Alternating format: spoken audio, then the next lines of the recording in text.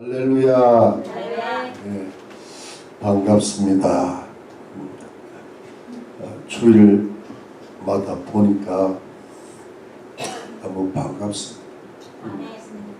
네, 저의 그냥 유일한 기쁨이라고 해도 과언이 아닙니다. 여러분, 이제 요한계시록 이제 8장에 들어왔습니다. 요한계시록 8장 정도가 되면요, 이제 그야말로 요한계시록의 본론 입구에 딱 들어왔다 봅니다. 본론 입구에. 이게 무슨 뜻인가 하면 여러분, 요한계시록은요, 이렇게 단어 하나하나를 정확하게 이해하기는 좀 힘듭니다. 하도 그 학자들의 해석이 다양하니까요. 그래서 이제 제가 늘 말씀드리기를, 첫 번째는 가능한 한 문자적으로 상식적으로 봐라 그랬습니다. 그리고 그것이 문자적으로 해석이 잘 안 될 때는 이것을 영적으로, 상징적으로, 역사적으로 해석해 가면 크게 잘못되지 않습니다. 처음부터요, 영적으로, 다음에 뭐 역사적으로, 상징적으로 해석하다가 이게 뭐랄까, 해설이 소설이 되는 경우가 있어요. 소설이 좀 더 가면 뭐가 됩니까? 무협지가 돼요. 그 무협지가 이단입니다. 그러니까 이거를 참 잘 올바른 견해와 또 신학적으로 풀더라도 올바른 신학적 경애를 가지고 잘 풀어야 이 요한계시록 해석에 실패가 없습니다. 근데 이제 오늘 제가 왜 이 말씀을 드리는가 하면, 오늘 이 포인트가 하나가 딱 중요한 게 있는데, 요게 이제 요한계시록 전체를 이해하는 몇 가지 안 되는 포인트 중에 하나입니다. 그럼 지금부터 정신을 약간 또렷하게 하세요. 아, 저 뒤에 저걸 안 껐구나. 네, 한번 꺼보세요. 여러분, 이게 무슨 뜻인가 하면, 오늘 요한계시록 8장 1절에서요, 일곱째 인이 되십니다. 그러니까 이 어린 양 예수님께서 일곱 인으로 봉인된 두루마리 책의 마지막 일곱 번째 인을 딱 떼는 거거든요, 이게. 그러면 여러분, 우리가 지난번에 7장을 했는데 6장에서 7장은 건너뛰고, 이건 보충계시라고 그랬잖아요. 보충계시. 그런데 6장에서 첫 번째 인부터 여섯 번째 인까지 다 떼졌어요. 떼졌는데 한 장을, 7장을 건너뛰고 8장 1장에 와서야 일곱째 인을 딱 뗀단 말이에요. 그러면 여러분 잘 한번 들어보십시오. 일곱째 인을 뗐을 때 두루마리 책의 비밀이 열립니다. 여러분, 일곱 인이라는 것은 물론 문자적으로 일곱 개가 맞습니다. 그런데 이걸 약간 영적으로 해석하면 완전하다는 거예요. 완전히 봉인된 비밀의 책이라 이게. 그런데 그러면 일곱 개를 다 떼야 돼요. 여러분, 우리가 상식적으로 제가 상식을 사용하라 그랬잖아요. 굉장히 중요한 상식이. 여러분, 두루마리가 이렇게 생겼다고. 위에서부터 이렇게 생긴, 여기 첫 번째로 밀랍이나 진흙 같은, 또 촛물 같은 거로 하나, 둘, 셋, 넷, 다섯, 여섯, 그 다음에 일곱 개 한단 말이에요. 그러면 여러분 이걸 하나씩, 둘씩, 근데 여러분 잘 들어보세요. 하나 뗄 때 안에 게 보입니까? 두 개 뗄 때는, 여섯 개 뗄 때는, 일곱 개 다 떼야 열 수 있다는 거예요. 그러면 여러분 제가 말씀드릴게요. 일곱 두루마리 책의 두루마리 책의 내용, 비밀은 언제부터 펼쳐지는가 하면 오늘부터예요.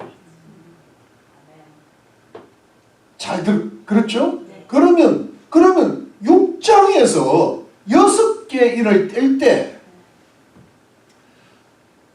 뭐랄까 흰 말이 나오고 붉은 말이 나오고 검은 말이 나오고 청황색 말이 나오면서 거기 보면 뭐 미혹, 전쟁, 기근, 그 다음에 사망 그러면서 이 모든 것을 합쳐 짐승과 더불어 땅의 4분의 1의 권세를 받아서 죽더라 이렇게 된단 말이에요.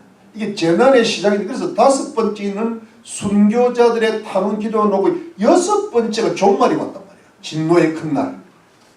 우주의 해와 달과 별이 그냥 검어지고 핏빛이다고 별들이 떨어지면서 진노의 큰 날이 오니까 온 사람들이 산과 바위와 내에서 떨어지라 나를 가리우라 이렇게 마지막 애국의 날이 왔단 말이에요.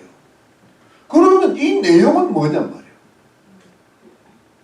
이 내용은 7 인을 뗀 두루마리 책의 내용일까 아닐까요? 아니라는 거예요. 그게 7 두루마리 책의 내용이 아니라는 거예요. 그러면 이 내용은 무슨 내용이냐? 이건 비밀이 아니야. 왜 비밀? 이미 예수님께서 마태복음 24장하고 누가복음 21장하고 마가복음 13장에 다 2000년 전에 예수님 초림 때 다 말씀해 놓은 거예요. 제가 그거 한번 말씀드렸잖아요. 병행짝이라고.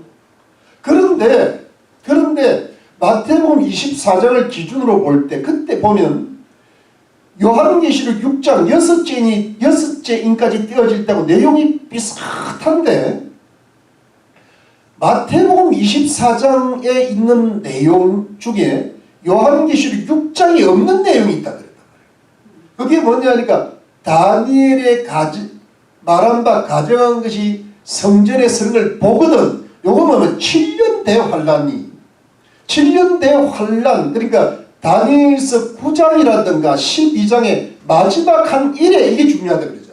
이 마지막 한 일회가 7년 대환란 7년 대환란을 다니엘서 12장에 보면은 거기 봉인됐다 그래요.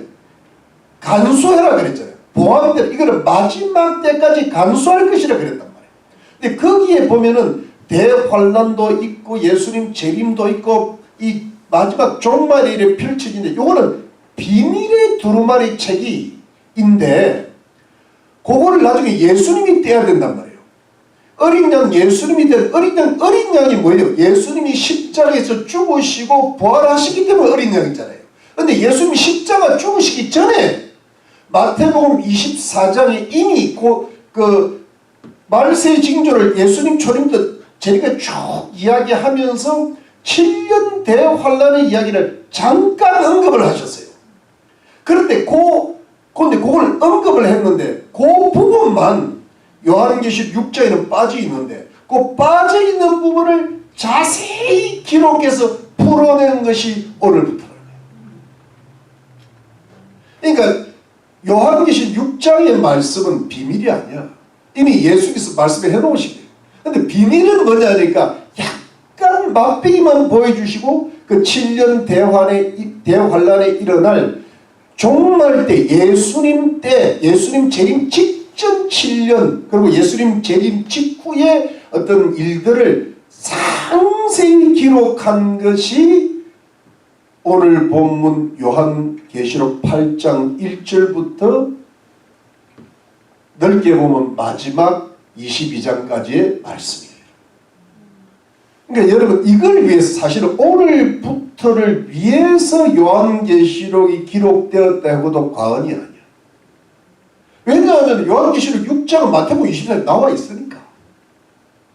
그리고 7장은 뭐냐니까 이제 앞으로 마지막 한 일에 7년 대환란 예수님 재림 직전에 이 지구에 얼마나 큰 환란이 있고 하나님의 진노의 심판이 있을 거라는 것을 자세히 알려주는 것이 뭐예요? 요한계시록이라. 그리고 그 이후에 천년왕국이 있고 새하늘과 새 땅이 있고 새 예루살렘이 있고 마지막에 완전한 새 창조가 일어날 것을 완전하게 알려주시는 기록이 뭐예요? 요한계시록이라. 여러분 물론 그 새하늘과 새 땅에 대해서는요 구약에도 조금 보이고 신약에도 조금 보이는데 이걸 자세히 기록한 것은 뭐예요? 계시록. 그러니까 7년 대환란 예수님 재림 이후에 천년왕국 새하늘 새땅 새 예루살렘을 자세히 기록한 게 뭐다? 요한 계시록이다. 믿으시면 아멘입니다. 여러분 맞죠?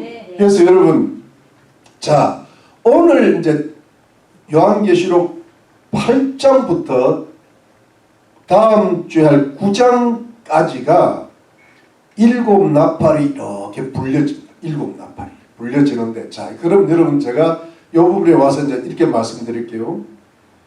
일곱 나팔로 사실은 대재앙이 끝납니다. 왜 그러냐 하니까 첫째 나팔부터 여섯째 나팔까지가 자 보세요. 첫째 나팔부터 여섯째 나팔까지가 전 3년 반이야. 근데 정확하게 말하면 우리가 전체를 그냥 일곱 나팔로 했지만 근데 일곱 나팔이 딱 부러지면 그 일곱 나팔이 불러지면서 일곱 대접이 바로 나와. 그러니까 일곱 나팔이 불려지자마자 일곱 대접이 나온다는 것은 칠나팔과 더불어 일곱 대접이 이루어지기 때문에 사실은 칠나팔 속에 일곱 대접이 들어있다고 한다면은 일곱 대접이 마지막 재앙이거든. 이 일곱 대접이 또 일곱 번째 나팔이 후 3년 반. 그러면서 대재앙은 끝이 나. 이해가 되십니까? 이해가 돼. 그래서 그 부분을 한번 볼게요. 우리가 11장 말씀 11장 보면은 제가 나중에 또 하겠지만 11장 14절에 보면은 둘째 화는 지나갔으니 보라 셋째 화가 속기 이르는도다. 요건 제가 나중에 다시 쓰면 여기가 뭐냐니까 여섯 번째 나팔이 끝나는 지점인데 15절에 일곱째 천사가 나팔을 불며 하늘에서 큰 음성이 나서 가로되 그랬잖아요. 요 일곱째 천사 요 11장 15절이 뭐냐니까 후 3년 만에 시작되는 지점이에요. 요한계시록을 분명하게 이렇게 구조를 짚고 넘어가야 된다는 거예요. 그래야 헷갈리지 않습니다. 그리고 저를 보십시오. 그런데 왜 제가 이 말씀을 이 부분이 중요한가 하면 어디서 해석을 많이 실패하는가 하면 다시 요한계시록 6장 그 여섯째 첫 번째부터 여섯째니까 떼진 그 장면 거기서부터 7년 대환란이 시작된다고 보는 거예요. 많은 학자들이 지금 나온 그 서점에 나온 책들이 많이도 그렇습니다. 거의 대부분이 그래요. 그런데 어떻게 되는가 하면 여러분 7인 7나팔 7대접을요 반복이라고 풀 수밖에 없어요. 반복이라고 풀어요. 또는 뭐냐니까 7인보다 7나팔이 더 세고 더 심화되고 7나팔보다 7대접이 더 심화된다고만 푸는데 이것이 어느 정도 일리가 있지만 해결 안 되는 부분이 있어요. 그게 보니까 여섯 번째 인이 요한계시록 6장 여섯 번째 인이 진노의 큰 날이 와 있어. 이미 진노의 큰 날은 종말이 왔다는 거야. 종말이 왔는데 더 심화될 게 뭐 있어? 그리고 여러분 시간 순서라고도 하는데 시간 순서가 이미 여섯 번째니 진노의 큰 날이 왔는데 시간 순서가 이미 앞에 왔잖아요. 그렇기 때문에 이게 어떤 반복도 되고 반복되면서 심화도 되고 시간이 왔다 갔다 한다 이렇게 푸는 겁니다. 어디서 문제가 근데 그게 어디서 문제가 되면 여섯 번째 인이 진노의 큰 날이 이미 왔기 때문에 이렇게 안 맞는 거예요. 이제 다시 한번 정리. 6장은 여기 6장은 예수님 초림부터 재림까지의 말세 징조를 마태복음 24장에서 말씀하신 예수님이 예언의 말씀을 한번 쭉 설명을 해놓고 그 다음에 8장부터는 거기에서 7년 대환란 부분 딱 떼가지고 8장부터 요한계시록 끝장까지 그 부분을 집중 조명한 것이 요한계시록이라는 거예요. 이제 이해되었습니까? 네. 이해되었습니까 여러분? 예, 이게 비싼 건데 꽤 비싼 겁니다, 여러분. 꽤 비싼 게 아니라 이거 이해 못하면 요한계시록이 해석이 잘 안 돼요. 제가 이거 고민 많이 했어요. 고민 많이 했는데 제가 어디서 이거를 결정적으로 얻었는가 하면은 요한계시록에 유명한 주석가가 있는데 그 이제 그 트리니티 저기 시카고의 그 신학교 교수님인데 그랜트 오즈번이라는 유명한 신학자가 있는데 그 책이 이렇게 두껍습니다. 거기에서 제가 발견해낸 거예요. 제가 이걸 보면 이 사람 말이 맞다. 이걸 해석을 못하는 세계 유명한 학자들이 너무 많습니다. 한국의 유명한 신학교들이 너무 이게 해석이 안 돼. 그러니까 왔다 갔다 한다 그러고 반복된다 그러고 막 이렇게 되는 거예요. 요게 그러니까 예를 들어 저기 5,500호가 저기 있는데 이거를 저기 있는 걸 모르면 여기 있는 걸로 아는 거예요. 저기 안에 저 피아노 하나 들어있거든. 그 피아노가 여기 있는 걸로 봐야 돼. 그러니까 저기 있는 걸 여기 있다가 해석이 안 되는 거예요. 이게 훨씬 이해가 쉽죠. 네. 자, 8장 1절 갑니다. 8장 1절 가겠습니다. 서론은 끝났습니다. 자, 1절에 일곱째 인을 떼실 때에 하늘이 반시 동안쯤 고요하더니 이것도 제가 문자주의에 빠진 건 아닌데 가장 상식적으로 풉니다. 반시 동안쯤은 몇 분이에요? 30분쯤. 30분쯤 고요하더니 이것은 뭐냐니까 이걸 이래놓고 좀 영적으로 푸는 거예요. 아주 짧은 시간 이렇게 봅니다. 딱 30분 이러면 또 곤란해져요. 한 30분 되니까 짧은 반시니까. 그런데 여러분 예를 들면 10시간쯤 고요하더니 그러면 꽤 많은 시간이구나 이렇게 되는 겁니다. 이해가 되죠? 그럼 제가 하면 고요한 이게 무슨 여러분 7째를 탁 떼니까 바로 이제 떼고 무슨 사건이 일어나야 되는데 사건은 아니라고 한 30분쯤 아주 짧은 시간 동안 고요한 거예요. 제 설교 끝나면 30분 지나가요. 이것은 무슨 고요함일까? 평안한 걸까? 아니에요. 이건 뭐냐니까 폭풍전야예요. 이제 진짜 백이 그 옛날 다니엘서 9장 12장에서 마지막 때지 간수하고 비밀에 붙여진 하나님의 마지막 대환란이 이제 시작되니까 폭풍이 불어닥치기 전이니까 이게 뭐 극적인 긴장이에요. 드라마틱한 화이트니스야. 그런 게 성경에 딱 나오는 거예요. 그러니까 이게 조마조마하면서 하나님의 큰 진노의 심판이 어떻게 떨어질까 기다리는 거예요. 여러분 영화 많이 보셨죠? 드라마가 진짜 뭐가 터지기 전에 그때 약간의 긴장이 있잖아요. 딱 그런 부분이에요. 훨씬 이해가 잘하는 것 같아요. 자, 2절 갑니다. 2절 내가 보내 사도 요한이 보는 겁니다. 하나님 앞에 시위에 서 있는 7 천사가 나타나 7 천사가 있어 7 나팔을 받았더라. 예, 여러분 좀 재밌게 이야기하자면 어떤 사람은 이런 말을 해요. 저 위경 어디 보면 토비트스나 에녹스에 보면은 7 천사장이 나오는데 그 천사 중에 뭐 가브리엘도 있고 미가엘도 있고 또 라파엘도 있고 뭐 우리엘도 있고 레미엘도 있고 그 다음에 라구엘도 있고 그 다음에 뭐 사라카엘도 있어요. 이거 외우니라 혼났네. 사라카엘, 레미엘, 라구엘, 우리엘은 쉬웠어요. 우리은행이 있어. 레미엘은 어떻게 레미콘하고 외웠어요.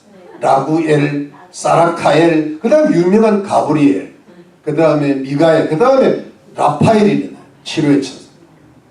그런데 그 천사장들이 주로 기도를 운반한다는 말이 거기에 나오는 거야. 그래서 이게 아마 7 천사장일 거라고 추측하는 사람들이 있는데 그 별로 중요한 게 아닌데 중요한 건 천사 7이 나타난 거야. 이걸 또 맞다 아니다 그거 따질 필요가 없다. 우리 예수 믿는다 아무 지장이 없다 이거. 그 너무 풀다가 또 헷갈리는 거예요. 그래, 자 가겠습니다. 그 7 나팔을 받은 거예요. 사건이 뭐냐 하니까 사건이 벌어졌는데 다른 데하고 달라 7 나팔을 받은 거예요. 나팔이 뭐예요? 트럼펫을 받은 거예요. 여러분 제가 트럼펫 하나씩 드릴까요? 이럴 겁니다. 네. 그럼 여러분 트럼펫은 뭘라고 받는 거예요? 뭘라고? 불라고. 오늘 제목이 뭐예요? 나팔이? 나팔을 분다. 빰빠람 빰빰빰빰빰빰 하는 거 이게. 그렇잖아요. 근데 절 보세요. 구약 성기에 보면요. 심심하면 나팔 불러요.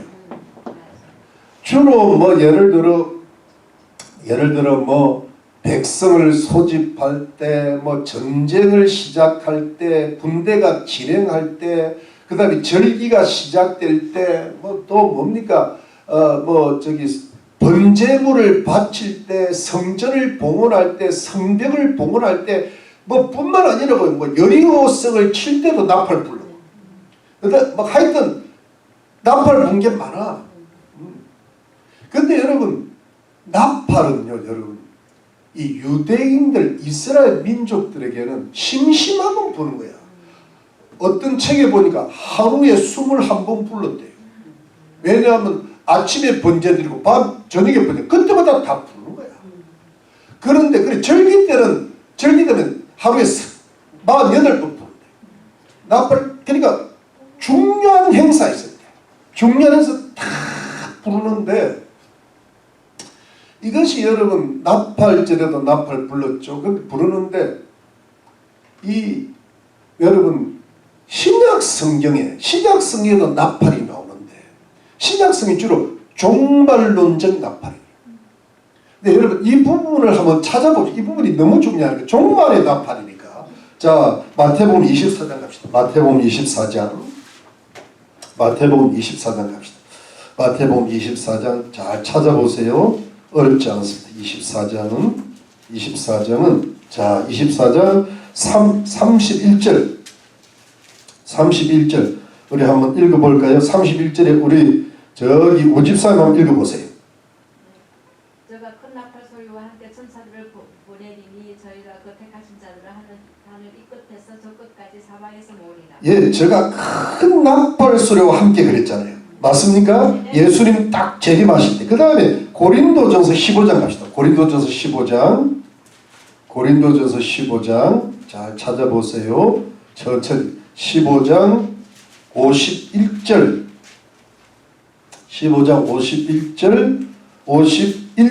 52절은 우리 조집사님 읽어보세요. 보라 내가 너희에게 비밀을 말하노니 우리가 다 잠잘 것이 아니요 마지막 나팔에 순식간에 호련히 다 변화하리니 나팔 소리가 나매 죽은 자들이 썩지 아니할 것으로 다시 살고 우리도 변화하리라. 예, 나팔 소리가 나니까 호련히 변화되고 휴거가 되는 거예요. 자, 한 군데 데살로니가 전서 또 좀 더 갑시다. 데살로니가 전서 4장 16절 우리 이건사에 읽어보세요. 4장 16절 데살로니가 전서 4장 16절 주께서 호령과 천사장의 소리와 하나님의 나팔로 친히 하늘로 쫓아 강림하시리니 그리스도 안에서 죽은 자들이 먼저 일어나고. 맞아요. 주께서 호령 큰 소리 나는데 천사장의 소리가 하나님의 뭐예요? 하나님의 나팔 소리 천지 진동할 때에 예수 영광 중에 구름 타시고. 아시죠? 네. 여러분 이게 뭐냐니까 예수님의 재림의 나팔이 탁 불러지면 그야말로 우리 온 성도들이 뭐예요? 휴거돼가지고 공중에서 주를 영접하게 되는 줄로 믿습니다. 네. 이것이 뭐냐니까 아무리 종말의 환란이 온다 하더라도 하나님께서는 하나님 백성들을 보호하시도록 마지막 추수가 돼서 주님 재림하실 때 전부 공중 추불에 올라가가지고 주를 공중에서 영접하게 되시고 그야말로 하늘의 혼인잔치가 시작되는 줄로 믿으시기를 바랍니다. 네. 이것이 우리 예수 믿는 사람의 최대 소망인 거야 여러분. 네. 할렐루야. 네. 그러니까 여러분 이 세상에 뭐 환란이 오고 불이 나고 뭐 온갖 정치가 엉망이라 하더라도 이것을 우리가 사는 날 동안에 신경이 쓰이고 기도도 해야 되지만 그 모든 것을 이기고 주님 오시는 날에 하나님의 나팔 소리와 함께 우리가 주님을 만나게 되는 그런 역사가 일어날 줄로 믿습니다. 이게 이제 우리의 기쁨인 거예요. 우리의 소망인 거예요. 우리의 영광인 거예요. 우리의 승리인 거예요. 우리의 축복인 줄 믿습니다. 그러니까 여러분 이게요, 나팔이라는 것이 뭐냐니까 구약의 모든 나팔, 이런 신약의 뭐 이런 저런 나팔은 이 마지막 나팔절, 영적인 나팔절, 주님의 재림의 나팔을 위한 기초인 거야. 다 그림자야, 그림자. 진짜 실제는 뭐냐면 재림의 나팔이야. 할렐루야. 그 재림의 나팔은 우리에게는 큰 기쁨과 영광인 거야. 이 땅의 모든 눈물, 슬픔, 비애, 고통, 이런 모든 것을 영혼, 육이 부활함으로 이기는 승리의 날이잖아요. 영광의 몸으로 변화되는 날이잖아요. 예, 이거를 우리가 좀 소망하며 사는 거죠. 그런데 이것이 예수를 안 믿는 자에게는, 예수를 땅에 거하는 자들에게는 하나님을 불신하고 또는 하나님을 대적하고 성도들을 핍박하고 무관심한 이 모든 예수님하고 무관한 자들에게 이날이 무슨 날이라 하면 애곡의 날이라. 그야말로 비참한 슬픔의 날이에요. 요한계시록 1장 7절에 보면 주님 재림할 때 애곡한다 그러죠. 애곡한다. 우리는 기쁨의 날인데 그들은 뭐예요? 슬픔의 날이에요. 그런데 여러분, 그 주님의 재림의 나팔은 그런 날이, 그러면 7 나팔이 미리 불러지잖아. 미리. 주님 재림 나팔하고 이건 나팔이 좀 다른 것. 그 전에 불러요. 7 나팔을 해버려요. 이거 뭐냐 하니까 예수 안 믿는 땅에 속한, 마귀에게 속한 자들에게 뭐예요? 이게 미리 회개를 촉구하는 나팔이에요. 여러분 보세요. 6째 나팔까지는 전부 여러분 환란 전 3년반에 해당되는데, 이 전 3년반은 뭐냐니까 예수 안 믿는 사람들한테, 하나님을 대적하는 사람들한테 지금 이제 곧 7번째 나팔이 불러지면 7 대접이 쏟아 부어지니까 그 전에 빨리 돌아오는 거야. 빨리 돌아오라는 거야. 빨리 돌아오면 구원받을 수 있다. 그들도 휴거 받을 수 있다. 정신 차리라. 이 때문에 여러분 나팔, 이때 7 나팔, 오늘 본문에 나온 7 나팔은 경고의 나팔이에요. 전쟁이 일어난다. 전쟁. 여러분 이게 뭐냐니까 제가 시간이 많지 않게 에스겔서 33장 3절에 보면요, 전쟁이 일어났을 때 파수꾼이, 에스겔이 파수꾼의 사명을 받았잖아요. 파수꾼이 전쟁이 일어났다 하는데 경고의 나팔을 확 불 때 성 안에 있는 백성들이 정신을 바짝 차리고 군대들이 모이기 시작하는 거예요. 그런데 그 나팔의 경고를 무시하면 적들한테 당하는 거예요. 그러니까 에스겔서는 파수꾼의 사명을 받아. 듣든지 안 했든지 이야기야. 근데 그걸 들으면 구원 받는 거고, 듣지 않으면 구원 못 받는 거야. 너는 경고의 나팔을 부르라. 그것처럼 7 나팔은 지금 온 세상 사람들, 예수 믿지 않는 사람들을 향한 회개의 촉구야. 그런데 예수 믿는 사람들 보니까 주님의 재림의 나팔을 기억하면서 기쁨으로 이겨내라는 거지. 아멘. 할렐루야. 예, 여러분 지금도 경고의 나팔이 이 7 나팔이 불리기 전에 지금도 뭔가 주님의 영적인 나팔이 불러지는 것 같잖아요. LA에 불이 나고 말이지. 불이 나고 한국은 정치가 지금 막 이게 뭐 한국은 완전히 반란이 일어나. 여러분 조선시대에 보면은 뭐 이렇게 영모 사건이죠. 영모 똑같은 거는 영모가 일어난 거예요. 이런 모든 거를 겪으면서 여러분 겪으면서 뭐냐 하니까 예수 안 믿는 사람들 중에 내가 그동안 교회를 좀 나갔었는데 이제 다시 교회 나가야 되겠다. 이번에 여러분 여기 산불 났잖아요. 펠리세이드하고 저 났을 때요. 그동안 교회를 안 나갔다 쉰 사람 중에 몇 사람 나갔을 거예요. 틀림 나가. 근데 우리 이것도 시간에 제가 앞으로 다룬 이게 회개를 촉구하는 하나님의 나팔의 경고인데 이게 회개 안 하는 사람이 많다 그랬어요. 근데 이 벌써 여러분 7년 대환란에 들어오면 회의가 완전히 다 안 됩니다. 이게는 이제 이 마지막 추술 이삭 추술 뿐이야. 근데 그 중에서 남은 자를 구원하시다 그런 거예요. 그 중에서도 극히 소수가 하나님의 경우는 지금 우리 이번에 할 때 분명히 소수가 돌아갔어. 근데 다수는 안 돌아가요. 그게 지금 그런 때예요. 옛날에 뭐 저기 샌프란시스코의 베이 브릿지가 무너졌을 때 저는 베이 브릿지를 수십 번 왔다 갔다 한 사람이에요. 이래봬도 내가 베이 브릿지는 이게 위 아래가 돼 있어요. 가는 길 다르고 오는 길 달라. 그걸 아주 그냥 수십 번 왔다 갔다. 그 위에서 내려 앉아버린 거예요. 그 밑에서 아주 그냥 뭐가 되는 이게 눌러 죽은 거야. 눌러 죽은 거야. 200명 죽은 거예요. 그리고 그 다음 주에 샌프란시스코 교회가 차고 넘쳤다 그러잖아요. 그리고 시간 지나면 또 안 나오는 거야. 근데 그때 나갔던 사람 몇 명이 지금 계속 교회를 다닐 수 있어요.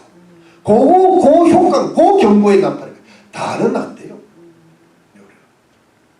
그래서 여러분 아시겠죠? 네. 그 회개를 지금 촉구하고 지금도 뭔가 해결을 촉구하고 해결 촉구. 이 지금 LA가 엉망이니까 할리우드가 엉망이니까 해결을 촉구. 할리우드가 저기가 뭐 동성애 자파의 본거지지요.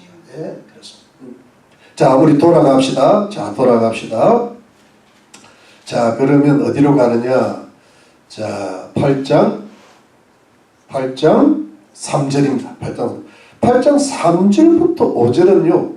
간단한 막간이 나옵니다.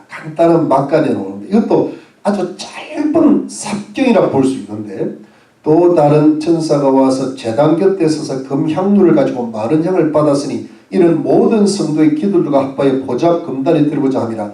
향연이 성도의 기도와 함께 천사의 손으로부터 하나님 앞으로 올라가는지라. 천사가 향로를 가지고 단위에 불을 담았다가 땅에 쏟음에 내성과 음성과 번개와 지진이 나더라.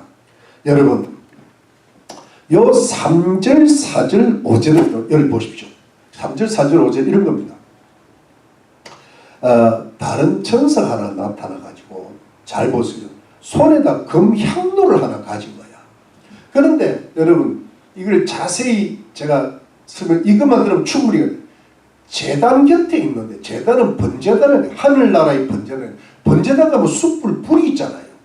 불을 향로에 담아. 그 담아가지고 여러분 담아가지고 불을 딱 거기다 향을 뿌리면 향이 올라갑니다. 향연기. 근데 그 향연기가 올라갈 때 그 금향로에다가 성도들이 드린 기도를 함께 담았다 그랬어요. 그래서 향연기가 올라갈 때 그 연기를 따라 성도의 기도가 하나님 보좌 앞에 드려지도록 보좌 앞 향단에 보좌 앞 금단에서 분향단을 가르쳐요. 분향단. 여러분 제 이야기 이해가 되시죠? 네. 더 설명 안 해도 되겠죠? 네. 그렇기 때문에 여러분 향을 올라갈 때 성도들의 기도가 향을 통해 이렇게 올라가게 천사가 만들어 놓은 거예요. 그러면 여러분 요한계시록 5장 8절에 보면 향이 성도들의 기도라고 이렇게 나와 있는데 여기는 향은 향인데 향을 따라 기도가 올라갔다 이렇게 돼 있거든. 그럼 이게 향 따로 기도 따른가? 이것 때문에 또 고심하는 학자들이 있어요. 그래서 내가 나도 고민을 하다가 이거는 이래 보면 맞다. 요한계시록 5장 8절은 향이 기도다 그랬는데 그때는 향이 올라가면서 기도가 올라가니까 향이 기도처럼 보인 거야. 근데 이거는 더 자세히 설명한 거지. 향이 기도는 아니잖아. 향처럼 보인 거지. 그러니까 향을 따라 기도가 올라가니까 자세히 설명한 거다. 요래 생각하면 쉬운 거예요. 요거는 뭐냐니까 영적인 짬밥이 있으면 이렇게 딱 나오는 거예요. 근데 이게 뭐 기도도 잘 안 해본 사람이 이걸 해결하려니까 학적으로 풀니까 해결이 안 되는 거예요. 여러분 저처럼 해결하는 사람은 지구 최초야. 아멘. 여기서 향하고 기도는 다른데 향이 기도처럼 보인 거야. 기도 합하에 올라가야 돼. 그게 5장 8절인데 지금은 따로 분석해 놓은 것 뿐이야. 맞습니까? 네. 기가 막힌 근데 여러분, 자, 기도가 이렇게 드려져. 근데 성도들의 기도가 딱 올라갔어. 그러니까 이제 그 보게 향로가 비었잖아. 향로가 비니까 그 금향로를 가지고 다시 번제단으로 와가지고 번제단에서 불을 담아가지고요 땅에 쏟아버렸어. 땅에 딱 쏟으니까요 우레가 나오고 음성은 람블이라고 해서 우르르 하는 소리야. 그 다음에 번개가 나고 지진이 일어났는데 그게 뭐냐니까 그 우레 음성 번개 컨지를 보니까 하나님의 심판의 전조인 거예요. 여러분 엄청난 폭우가 쏟아지기 전에 천재지변에 이제 우르르 하잖아요. 번개가. 그러니까 똑같아요. 하나님의 심판의 징조가 나타나요. 그럼 여기서 우리가 교훈을 받을 건 뭐냐면 여러분 이게 이제 이 일곱째 나팔이 그야말로 대환란이 시작되는 부분인데 이게 뭐냐 하니까 이 약간의 삽경 낙관이 들어가는 이유는 성도들의 기도가 쌓인다는 거예요. 근데 그 성도들의 기도가 올려지고 나서 바로 우레와 음성과 번개 지진을 성도들의 기도가 상달된 결과 하나님의 심판과 진노가 이 땅에서 부어지는 거예요. 그러면 여러분 요한계시록 6장에 5번째 인을 들 때 이미 순교한 성도들이 다른 기도가 있었잖아요. 우리를 언제까지 이대로 우리를 친언하여 주지, 우리 피를 친언하여 주지 않아요. 그 응답이 여기서 없다고 해요. 왜냐하면 7년 대환란이 와야 순교자가 생기고 순교자의 수가 차는 거예요. 그러니까 그 기도가 여기서 응답이 되는데 그들의 하늘나라 순교자들의 기도뿐 아니라 이 땅에 사는 성도들의 기도가 다 올라가는 거예요. 하나님, 우리가 지금 예수를 믿는데 이 세상에 잘못된 적 그리스도의 모형들이 누구예요? 적 그리스도 진짜는 적 그리스도 오기 전에 누구예요?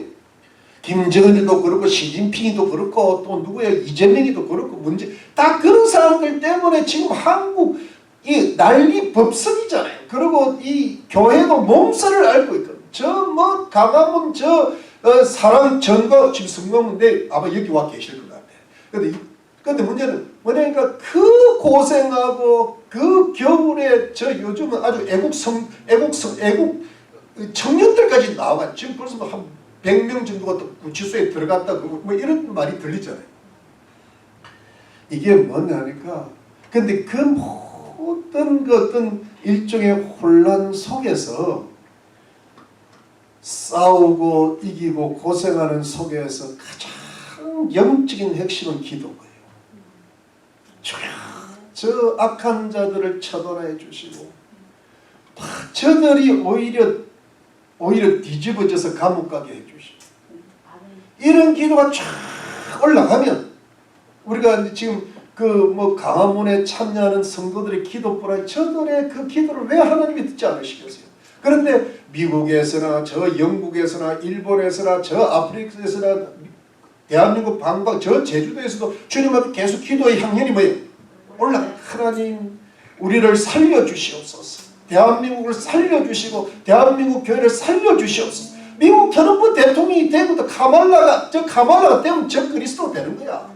모형이 되는 거야. 그런데 기도하니까 트럼프 대통령이 되고 카말라가 카라멜이 되고 말았잖아요. 맞습니까? 네. 그런데 이게 지금 계속 올라가면 때가 되면 어떻게 돼요? 거기에 하나님의 심판의 불이 담겨가지고 다시 거꾸로 내려오는 거예요. 아멘. 그리 되면 이재명이고 문재인이고 김정은이고 다 백낙천이고 이승만 다 무너지는 그날이 올 줄로 믿습니다. 아멘. 지금 우리가 우리 오늘 기도도 참 잘 하셨는데 우리가 예수 믿는 사람은 어디서 담대해져야 되는가 하면 성도들의 기도, 의인들의 기도가 살아있는 한 하나님은 절대로 적들을 무찌르시고 마신다 이 말. 아멘. 대한민국이 6.25 때 거의 넘어갈 낙동강 전선이라고 있잖아요. 그런데 지금이 낙동강 전선인 거야. 그런데 여기에서 제가 늘 나훈아가 태어났다고 하는 나훈아 씨 아죠? 네. 나훈아 씨 본명 뭔지 아세요? 최홍기라고 그래. 근데 그 사람이 있어서 초량교회가 주기철 목사님이 잠시 심호하셨던 교회야. 200년 역사를 자랑하는 거예요. 거기에 그 유명한 박윤순 박사 유명한 200명 2주 동안 금식 기도하며 목사들만 장로들만 모여서 금식 기도해가지고 낙동강에서 돌아오게 되는 얘기예요. 그러니까 여러분 이게 그러니까 우리가 예수 믿는 사람 그거를 주도한 사람이 이성만 박사라. 목사님들 기도해 주세요. 그래서 정치가와 종교가 힘을 합쳐서 나라를 구하는 무지한 백성들 이기고 군대가 힘을 냅니다. 날씨가 바뀌어서 오키나와에서 비행기가 떠서 그냥 폭격이 시작. 미국 폭격이 시작. 또 요즘 뭐 오키나와 이야기가 나오는데 우리 밥 먹다 보면 오늘 또 밥이 입으로 들어가는지 나올 겁니다. 예. 오늘 기도하신 분 말 들어보면 끝내줄 겁니다. 오늘. 흥미가 진진합니다. 우리 교회 같은 교회가 덤으로 마음 놓고 이야기하는 거야. 그리고 전도할 때 어차피 전도 안 할 거지만 좌파는 오지 말라. 그럼 우리 교제가 깨져. 좌파는 저 딴 데로 가라. 저기 한국에 세대교회 같은 데 가라. 네. 여러분, 그래서 여러분 우리가 절대로 우리가 걱정은 많이 되지. 왜 걱정이 안 되겠어요? 그런데 이런 모든 것 저는 뭐 어떻게 보는가 하면요. 그 김지록 목사님이 역시 훌륭하세요. 이게 지금 교회 나라가 잘 되려고 그런다는 거예요. 아멘. 지금 모든 재판관, 정치가들 잘못된 사람 다 드러내고 누가 우군인지 누가 적군인지가 지금 다 드러내고 재판관들이 좌파인지 우파인지 다 드러내고 예수 믿는 사람들도 제대로 된 사람인지 아닌지 다 드러내면서 앞으로 통일 한국을 준비하고 통일 한국에서 만들어진 교회가 미국 교회가 힘을 합쳐가지고 저 중국을 거쳐서 완주 시베리아를 거쳐가지고 저 동유럽을 거쳐서 백투 예루살렘에 들어가는 거예요. 그것이 한국 민족과 한국 교회에 주신 사명이라. 그래서 지금 한국과 미국이 중요한 때인 거예요. 다른 나라들은 다 따라오는 거예요, 여러분. 네. 저는 대한민국이 지도가 될 줄로 저는 믿습니다. 네. 그래야 우리가 사는 이 2세들도 힘이 내는 거예요. 그 2세들이 나중에 우리 2세들 중에서 대통령이 나올 줄 몰라요. 네. 그런 왜냐하면 그 이유가 뭐냐? 우리 민족이 뭐 잘해서라는 게보다 그 속에 뭐 예수의 복음이 있거든. 강력한 복음이 있거든. 그래서 이걸 사용하시겠다. 우리 한국 사람, 미국 사람 힘을 합치고 못 이룰 일이 없는데. 그러니까 여러분 걱정은 많이 되면 걱정하지 말고 기도하시기를 바랍니다. 할렐루야. 그리고 항상 긍정적인 말을 해요. 우리는 이겼습니다. 이래야 돼. 쉴 것 같아요. 이러면 안 돼요. 믿습니까? 나는 그게 좋다고 봅니다. 그게 맞다고 봅니다. 오늘 이러다가 8장을 못 맞춰. 자, 8장 빨리 갑시다. 6절 빨리 달립시다. 나팔을 빨리 불면 돼요. 6절 일곱 나팔 가진 일곱 천사가 나팔 불기를 예비하더라. 이제 준비가 끝난 거예요. 7절에 자 첫째 천사가 나팔을 부니 피 섞인 우박과 불이 나서 땅에 쏟아지매 땅의 3분의 1이 타서 사이고 수목의 3분의 1이 타서 사이고 각종 푸른 풀도 타서 사위더라. 사위더라면서 타서 잿더미 된다. 그럼 여러분 저를 한번 보세요. 이게요 첫 번째 나팔을 딱 보니까 우박이 떨어지는데 불도 함께 떨어지고 피가 섞였어. 그러다 보니까 땅의 3분의 1이 타는데 수목의 3분의 1이 타고 푸른 풀이 타버렸어요. 이게 땅의 3분의 1이 잿더미가 된다는 거예요. 그야말로 황무지가 된다는 건데 여러분 우리가 요한계시록 6장에 넷째를 읽을 때 땅의 4분의 1의 권세를 받았다 그랬잖아요.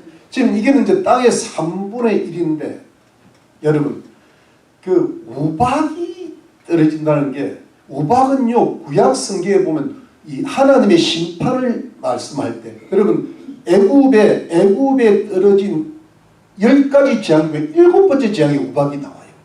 그 다음에 여호수아 장군이요 가나안 땅에서 아말렉은 아니고 하여튼 그 어떤 족속과 싸울 때 큰 우박이 떨어지대요. 우박이 큰 게 떨어지면 머리 받쳐 머리 깨져버려요. 근데 그 우박이 왜 우집사님 자꾸 생각나요? 우박, 예. 우박이 떨어지는데 불이 떨어져. 여러분 잘 보세요. 이 불은 예수님 재림 때 마지막 심판은 불로 온다 그랬어요. 그러니까 소돔과 고모라에 불비가 떨어지는데 주님 오실 때 소돔과 고모라와 같을 거라 그랬다. 그러니까 마지막 우리가 사실은 첫 번째 종말은 노아 때 물로 왔잖아요. 근데 마지막 재앙은 주님 재림 때는 불이 다 타버린다. 결국 마지막에 새하늘과 새 땅 새 이루어지는 이 지구가 다 타버린다 그런데 그 전에 이 일곱 나팔의 첫 번째 나팔은 불이 와서 태워버리는 거예요. 불이. 거기에 이제 피가 섞였다는 것은 뭐랄까 어떤 재앙이 가리키는데. 그러니까 여러분 이게 이렇게 되면 3분의 1이 탑 지금 LA가 조금만 타도 큰 재앙처럼 느껴지는데요. 야 이거 되면 아마 이렇게 삼님을 생계로 하는 직업을 가진 자들이 얼마나 생계 곤란을 겪겠어요. 3분의 그리고 삼님의 집들도 있을 거 아니에요. 집도 타고. 그러니까 뭐 3분의 1이 타는 것은 이거는 그야말로 황폐하게 된다는 거예요. 그래서 대혼란이 올 거라는 이야기예요. 네. 약간 그냥 그 정도만 넘어갑시다. 자, 두 번째 달립시다. 8절. 둘째 천사가 나팔을 부니 불 붙는 큰 산과 같은 것이 바다에 던지며 바다의 3분의 1이 피가 되고 바다 가운데 생명 가진 피조물들의 3분의 1이 죽고 배들의 3분의 1이 깨어지더라. 여러분 이것도 적어보겠습니다. 이것도 불인 거예요. 산에 불이 붙어서 불 붙은 큰 산이 바다에 딱 떨어지니까 바다가 피가 되고 3분의 1이 피가 되는. 그러니까 그 바다에 있는 생물들의 3분의 1이 죽어버리고 그 바다에 있는 배들의 3분의 1이 깨어졌다. 그러면 이 우박은 그냥 우박은 우박인데 이 불 붙는 큰 산이 바다에 던졌다. 이게 뭘까? 여러분 이게 1차적으로는 대부분의 학자들이 풀기는 화산으로 봅니다. 화산. 그러니까 여러분 우리 예수님의 비유 중에 보면 산이 던지어 바다에 던진단 말이 있잖아요. 예수님이 참 그 비유를 하더라도 종말적으로 하셨어요. 산이 던져서 근데 여러분 우리 요한계시록 그 진노의 큰데를 보면 산과 섬이 다 움직인다 그랬잖아요. 어디로 갔는지 산악이 어디로 갔는지 그러니까 산이 하나 붕 떠가지고 바다에 붕 빠지는데 그게 불이 붙어버린 거예요. 그래가지고 이걸 그냥 일단 1차적으로 보면 대부분의 학자들이 큰 화산이 이 큰 대양에서 이렇게 폭발하는 장면이다. 그러니까 바다가 피가 되고 3분의 피가 되고 바다의 생물들이 3분의 1이 죽고 바다에 있는 모든 배는 뭐냐 하니까 뭐 무역선도 되고 고기잡이 배도 되고 그 다음에 군함도 되고 그냥 다 깨지버려요. 여러분 이리 되면 어떻게 될까요? 3분의 1이 피가 되면요 바다가 생계에 터지는 사람들은요 엄청난 고통을 줍니다. 생각해보세요. 어부들이 얼마나 막혔어요. 무역선이 얼마나 이 바다가 지금 모든 물건이 바다 배로 오는데 그러니까 여러분 이게 뭐냐 이게 생계가 곤란해지고 모든 어려움이 대장이 초래될 거다. 이 정도만 합시다. 그 다음에 그 다음에 10절 셋째 천사가 나팔을 부니 햇불같이 타는 큰 별 이제는 별이에요. 근데 큰 별인데 이것도 불인 거야. 이 불로 심판하신데 햇불같이 타는 큰 별이 하늘에서 떨어져 강들의 3분의 1과 여러 물샘에 떨어지니 그 이별 이름은 쑥이라 물들의 3분의 1이 쑥이 되며 그 물들이 썩게 됨을 인하여 많은 사람이 죽더라. 이제 사람이 죽어요. 여러분 절 보십시오. 열 보세요. 햇불같이 타는 큰 별 이게 뭘까? 이거를요 많은 학자들이 풀기를 1차적으로는 뭐냐니까 운석으로 봅니다. 운석.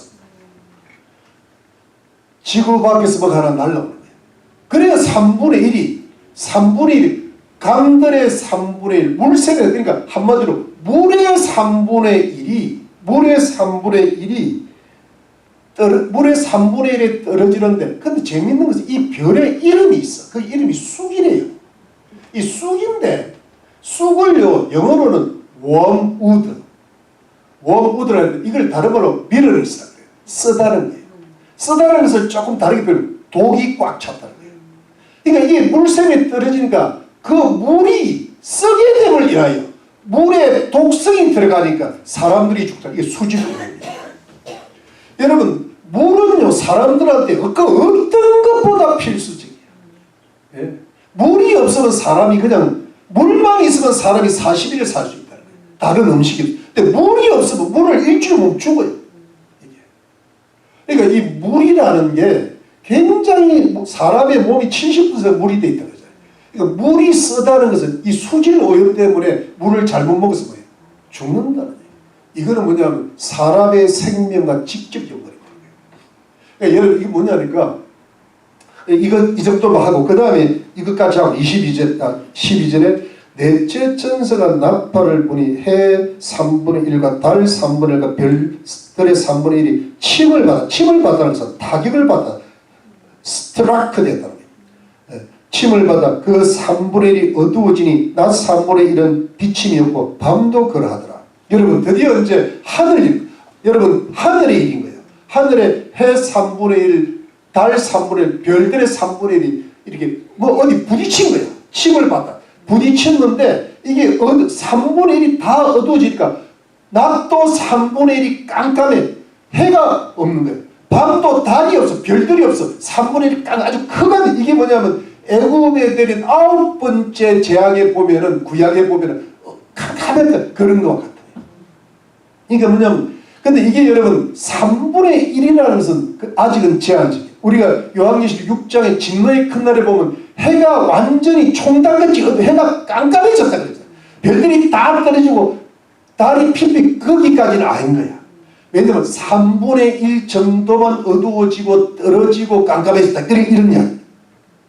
그러면 여러분, 이거를요 너무 깊게 해석할 필요는 없어요. 다만 여러분 이 정도는 아시는 게 좋아. 자, 우박, 불, 피 섞인 게 첫 번째 떨어지고, 그래서 뭐냐니까 땅 3분의 1의 재앙이 왔어. 두 번째는 뭐냐니까 불 붙는 큰 산이 떨어졌어. 이게 뭐냐니까 바다의 3분의 1이 재앙이 왔어. 그 다음에 뭐냐니까 횃불처럼 타는 큰 별이 떨어졌어. 그러니까 물의 3분의 1의 재앙이 왔어. 그 다음 해와 달과 별이 침을 받아 어두워지니까 하늘의 3분의 1이 재앙. 그러니까 3분의 1 재앙이라는 것은 여러분 나중에 나오는 그 7번째 나팔의 7대접은 뭐냐 하니까 모든 재앙이 들어가요. 이 마지막 재앙이고 마지막 화가 올 때 아직 3분의 1이라는 것은 아직은 제한적이라. 근데 여러분 잘 보세요. 아직은 제한적이지만은 3분의 1의 수목이 타고 땅이 잿더미가 되고 바다가 피가 되고 배들이 3분의 1 깨지고 피조물이 3분의 1이 죽고 그 다음에 물의 3분의 1이 수질 오염이 되고 전체가 3분의 1이 어두워지면 어느 정도일까요? 아마 상상을 못할 거예요. 시무시한 재앙. 이걸 여러분 우리가 문자적으로 상식적으로 해석하면요, 자연의 대재앙이 7년 대환란의 전반부에 온다는 거예요. 근데 여러분 이거를요 이렇게 풉니다. 잘 들어보세요. 이걸 약간 2차적으로 푸는 경우가 있어요. 이거는 뭐냐 하니까 이거를 이런 어떻게 3분의 1이 다 이렇게 엉망이 될까, 혼란이 올까, 이거 이렇게 봅니다. 예를 들어 우박이다. 이거는 뭐냐니까 첨단 미사일에 불이 붙어서 떨어지는 거다. 또 예를 들어 불 붙는 큰 산이 떨어진다. 이거는 뭐냐니까 어떤 사람은 에어버스라는 게 있는데 그 에어버스에다가 수소폭탄, 원자폭탄을 실어가지고 우주에 띄워놓는데 지상에서 단추 하나 누르면 그것이 위에서 탁 터뜨리면 지상에 떨어질 때 큰 산처럼 불에 떨어진다. 그 다음에 세 번째, 이 횃불처럼 타는 큰 별이 떨어진 그 쑥이다. 독성이 이거 뭐냐니까 그 뭐랄까 세균, 화학 무기, 화학 미사일이다. 근데 그게 좀 이해가 되죠. 그래야 독성이 들어요. 그렇게 해서요. 그 뭐랄까 그래 왜냐하면 지금 이 말도 이 2차적인 상징적인 해석이 이해가 되는 것도 지금 이 지구는요. 지구사회는 그야말로 이 지구의 모든 생물을 다 멸하시고 지구 자체를 파괴할 수 있는 가공할 만한 무리가 지금 다 준비되어 있는 거예요. 이것이 조금만 터져도 3분의 1은 끝날 수 있는 거예요. 가능한 이야기죠. 이걸 2차적으로 풀어도 됩니다. 또는 어떤 사람은 또 영적으로 또 해석해요. 뭐냐면 별이 떨어졌다는 것은 악한 지도자가 땅에 떨어져가지고 온갖 잘못된 이데올기를 펴가지고 백성들이 그 잘못된 이데올기에 이렇게 쓰게 돼가지고 잘못된 미혹에 빠지다 또 이렇게 이야기하고 또 어떤 사람은 이단이 떠가지고 그 이단의 해악 사상이 온 성도들을 오염시킨다 이렇게 되는 거예요. 이해가 되죠? 네. 말세주교 미혹이 있으니까. 근데 저는 제 개인적으로는 이 모든 해석이 가능하리라고 보지만은 저는 이거를 딱 한마디로 자연재해로 봅니다. 왜냐하면은 5번째 나팔에 질병이 나와 6번째 나팔에 대규모 전쟁이 옵니다. 그렇기 때문에 굳이 전쟁이면 전쟁이라는 말을 썼을 것 같아. 왜냐하면 앞에 전쟁이라는 말이 나오잖아. 그렇기 때문에 저는 그냥 자연 대전 얼마든지 우박 떨어질 수도 있고 지금도 지금 얼마든지 대규모 화산 폭풍 얼마든지 운석 떨어질 수 있고 얼마든지 천체 변화가 있다고 보여요. 저는 그냥 가능한 대로 단순히 그러나 이런 해석도 가능할 수 있다 정도는 오픈 도어 해보는 거예요. 왜냐면 너무 독불장군 되면 안 되니까. 근데 처음부터 산으로 갈 필요는 없어. 우리는 땅에 있는 게 좋아. 성경대로 보면은요, 주님이 우리를 크게 잘못됐다 생각하지 않을 거야. 근데 주님이요, 나는 이게 운석들, 산 떨어진다는데 왜 산 떨어지는 걸 에어포스라고 보느냐. 이러면 또 곤란하네, 나도 주님 앞에. 산으로 보면은 이해한다. 근데 에어포스는 그걸 안 해가고 원하는 게 아니었는데, 이렇게 돼. 이해가 되시죠? 네. 그 정도 하고 넘어갑시다. 네. 자, 그런데 13절. 마지막 내가 또 보고 들으니 공중에 날아가는 독수리가 나타나는데요. 큰 소리로 땅에 가는 자들에게 화가 이 땅에 가는 자들은요 예수 안 믿는 자들 이 그렇게 화가 있습니다. 재앙 오우 있습니다. 이 외에도 새천사의 불나팔 소리 그러면 하면 안 됩니다. 불나팔 소리를 일합니다. 이걸 우리가 들으면 불나팔 소리인 줄 알죠. 파이어가 아니에요. 이거는 블래스트 이게 부른 거야. 블로우 하니까 또 불 같아요. 불나팔 소리 비담이로 하더라. 여러분 절 보세요. 자 보세요. 여러분 이 부분도 중요해요. 5번째 나팔, 6번째 나팔, 7번째 나팔이 언제 불러질까? 다음 줄. 우리 교회 경사님 맞아. 훌륭한. 그러면 여러분, 근데 잘 보세요. 5번째 나팔하고 6번째 나팔, 7번째 나팔을요 정확하게 지금 말씀드린 겁니다. 화라고 되어 있어요. 첫 번째 하는 5번째 나팔, 두 번째 하는 6번째 나팔, 세 번째 하는 7번째. 그러면 여러분 전 3년반은 두 번째 화까지. 5번째, 6번째, 그래 7번째 나팔은 7대제비로 돼. 마지막 세 번째 화가 후 3년 만에 들어가는 거예요. 감이 왔어요? 네. 예, 그렇게 돼요. 네. 자, 그러면 여러분 진짜 백이 화들이 남아있다는 거예요. 그래서 여러분, 근데 여기 이걸 누가 가르쳐줘? 독수리가 가르쳐줘요. 독수리는요 하나님의 그 뜻을 전달할 때 독수리가 빠르잖아. 강하고 전달할 때. 근데 이 독수리가 언제 나타나는가 하니까요 여러분 마태복음 24장에 나타나요. 찾아봅시다. 마태복음 24장 말씀을 마태복음 24장 독수리가 마태복음 24장에 있었나? 24장 몰랐죠. 여기 보면 여러분 보세요. 24장 21절 보면은 여러분 보세요. 이런 그때 큰 혼란이 있겠습니다. 창세로부터 지금까지 이런 혼란이 없고 후회도 없으리라. 그날들을 감하지 않을 것이 모든 육체와 구원을 얻지 못할 것이나 그러나 택하신 자들 위해 그날들을 감하시리라 해놓고 쭉 가다 보면 28절 27절 번개가 동편에서 서편까지 봉적 인자에 임하는 걸 죽음이 있는 곳에 뭐예요? 독수리들이 모일지라. 독수리가 여기서 나타나요. 그러면 여러분 보세요. 여러분 보세요. 자, 이제 말씀 한번 정리해 볼게요. 우리가 이 지금 여러분 LA 산불이 나고 저 한국에 저런 정치적인 혼란이 오는 이 모든 것이 땅의 4분의 1로 가는 길목이고 그 다음에 치는 대환란 3분의 1의 1로 가는 그걸 향해 나아가고 있는데 여러분 이것의 첫 번째 목적은 뭐냐니까 땅에 가는 자들 하늘에 속하지 않은 자들 하나님을 대적하고 성도를 핍박하는 자들을 소수라도 하나님께로 돌아오는 회개의 촉구거든요. 그래서 이 환란이요 3분의 엄청난 대재앙입니다. 지금 조금만 해도 이렇게 무서운데 근데 여러분 자 보세요. 그러면 성도들을 어떻게 대할 것인가. 벌써 여러분 8장 전에 14만 4천은 하나님의 인을 쳤다고 그랬잖아요.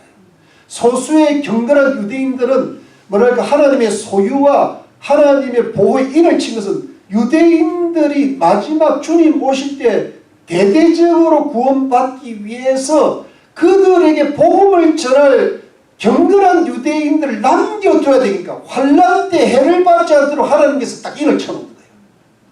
그럼 우리 이방인들 우리 한국 사람들은 뭐냐 하면은 그 뒤에 보면 그 밑에 보면 셀 수 없는 큰 무리를 지난주 말씀. 그럼 셀 수 없는 큰 무리는 환란에서 나오는 자들이라 그랬잖아요.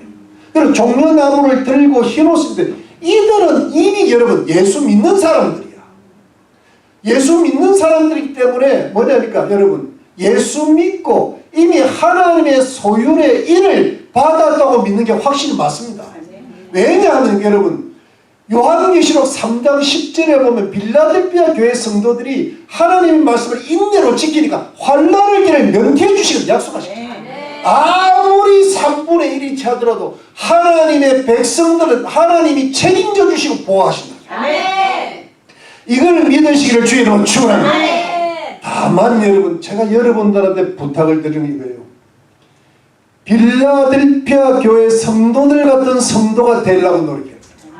왜냐하면 인내의 말씀을 지켰다.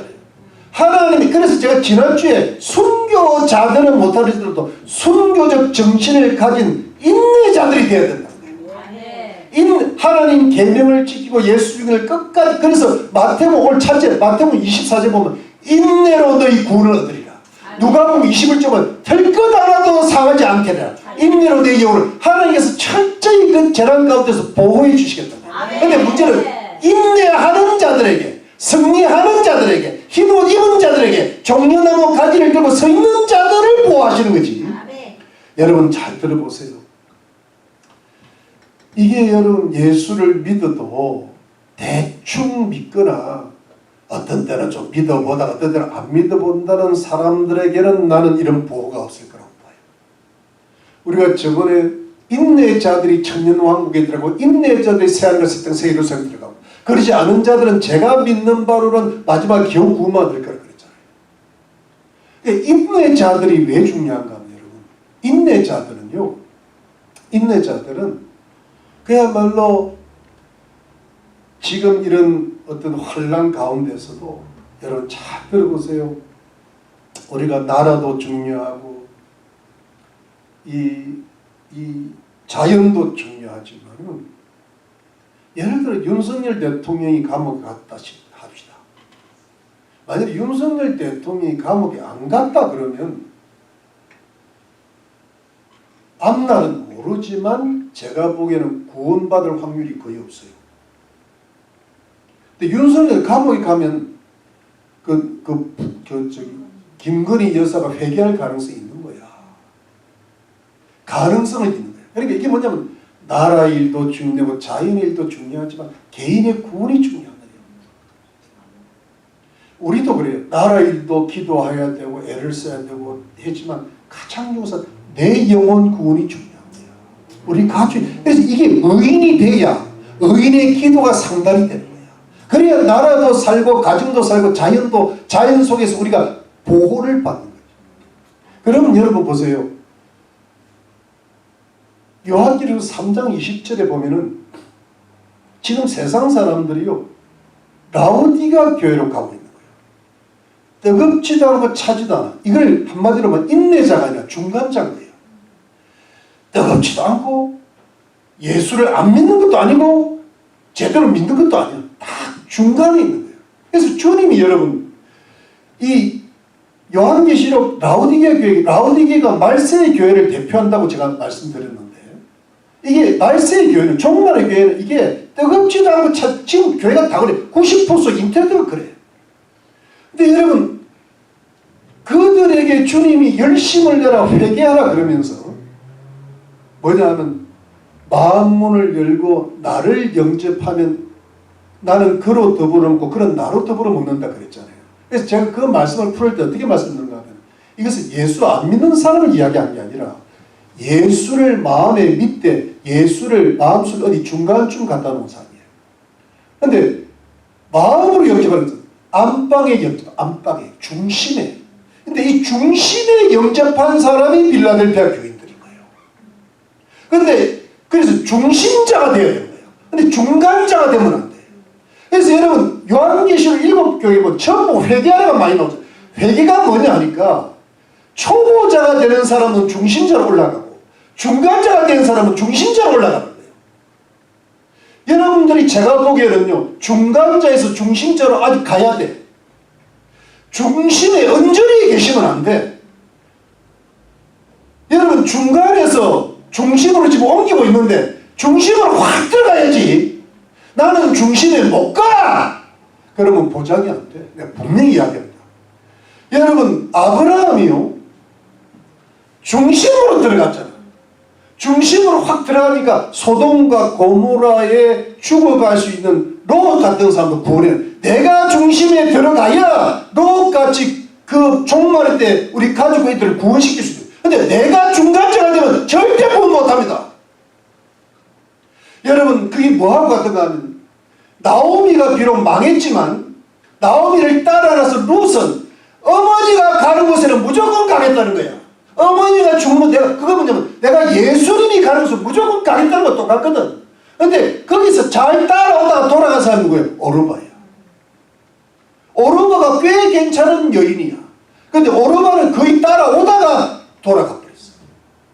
근데 여러분 지금은요 오르바가 아니라 롯이 너무 많아. 근데 우리가 잘못하면 오르바 돼요. 오르바가 올라가지 못하려면 바라보지도 말라 그러면 나는 안 간다 이거다. 안 간다. 못 간다. 나는 이 정도가 나의 최선이다. 그럼 중간에서 끝내요. 여러분 자식 낳아서 어디 보내야 돼요? 대학은 보내야 될 거 아니야. 여러분 우리 자식이 지금 옛날 같지 않고 지금 우리 자식이 고등학교만 나오면 좋아하겠어요? 고등학교 1등으로 졸업해도 좋아하겠어요? 안 해요.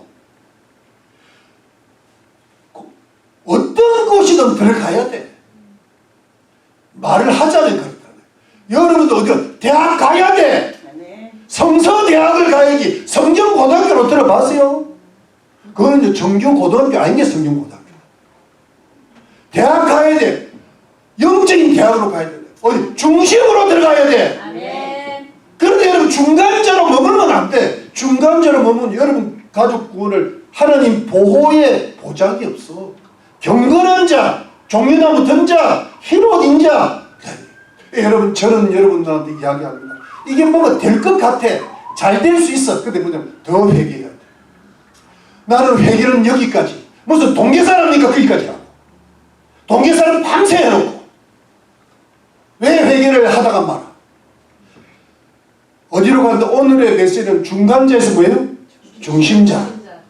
초보자에서 인내자로 넘어가야 돼요. 아멘. 그래야 여러분 앞으로 세상이 얼마나 무슨 지금도 대한민국 지키는 사람은 중간자가 지키는 게 아닙니다.